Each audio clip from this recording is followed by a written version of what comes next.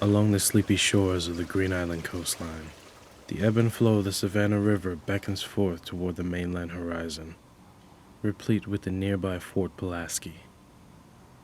Though the battles of old have long since passed, a war rages on.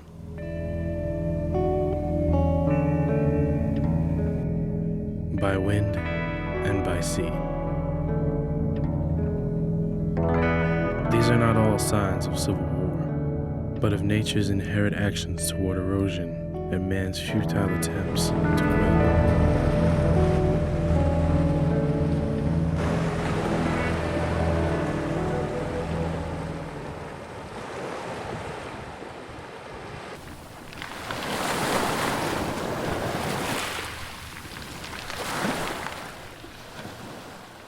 All across the world, similar battles are raging, bringing together preservationists and environmentalists alike to provide solutions to erosion. However, man-made structures modeled after natural barricades have done little to suppress nature's tempest.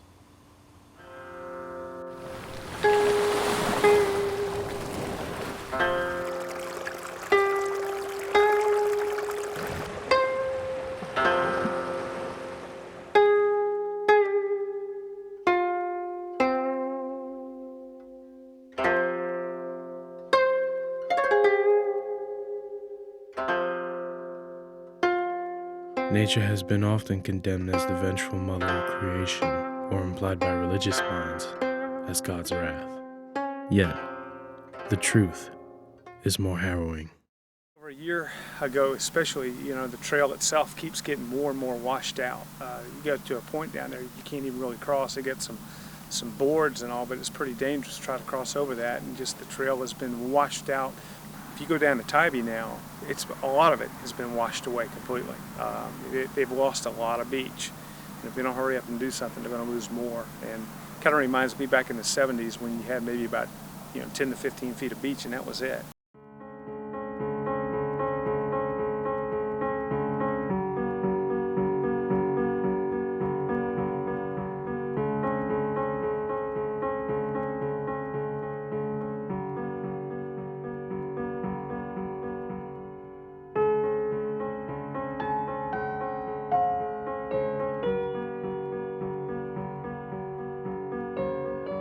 Nature acts inherently, with full indifference to man, and erosion is but one of those actions.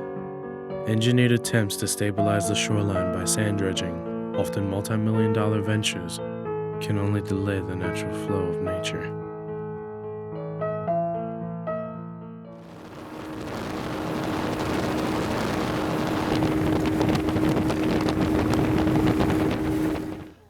Born in Savannah, 1942. We've been in the seafood business since 1946. My father started it on Waters Avenue. We have what they call a floodgate over on the Savannah River where it divides, and they put floodgates there to control the silt coming in.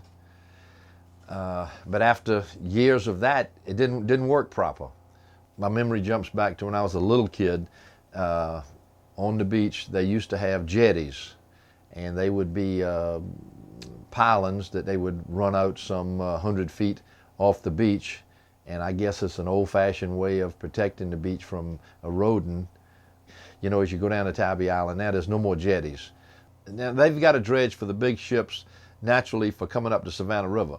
As far as the beach is concerned, sort of Mother Nature takes care of that. And I'm astounded sometimes to pick up the paper and see that it costs $8 million, $12 million for a dredging company to come in, dredge the beach, pump it into the back river, or vice versa, go to the back river and pump what sand has built up there down the beach.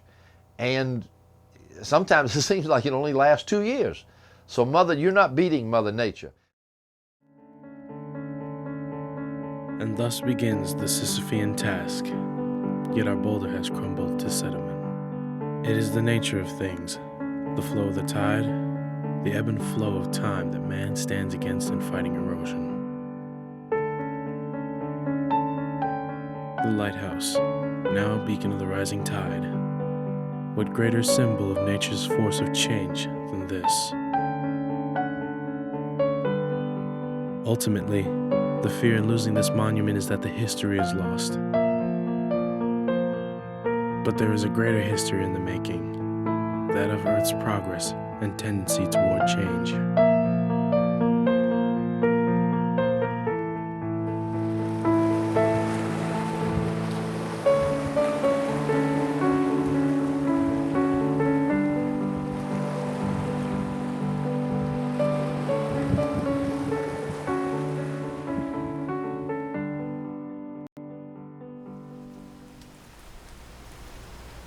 Machinery, architectural feats, all bolster mankind's aim to imprint itself within its environment, as if to say, man was here once, and will continue to resonate forever.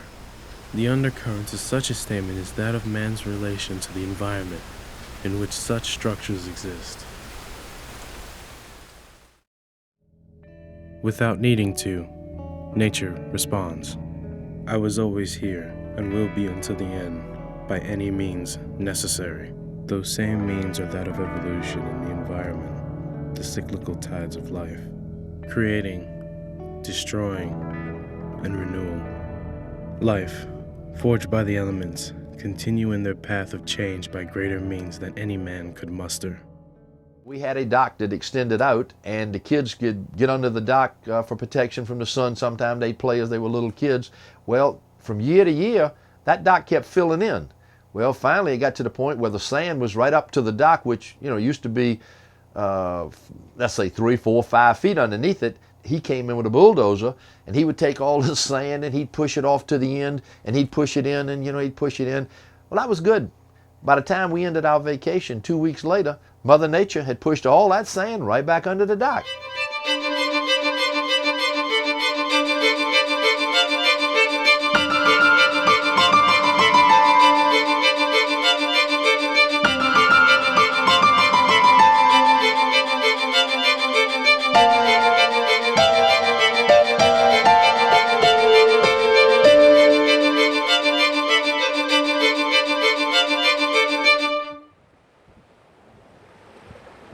Nature does not act upon tradition or history, but on preservation, on instinct.